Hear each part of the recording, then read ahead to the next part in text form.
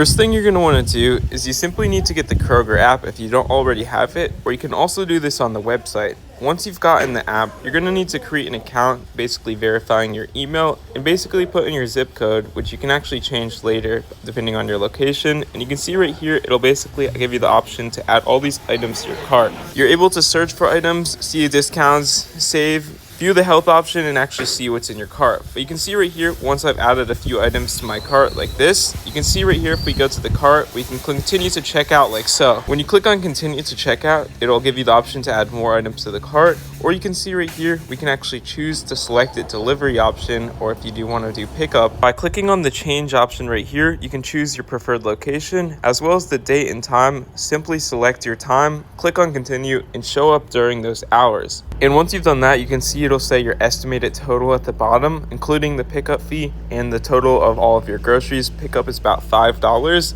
And then you click on place pickup order once you've added your payment method. And once you've paid via the app, you can see I'm at the Kroger. There's basically this pickup option, which is located right here, just in the very front of the Kroger. Come up to this parking spot and scan this QR code, which will take you to your purchases.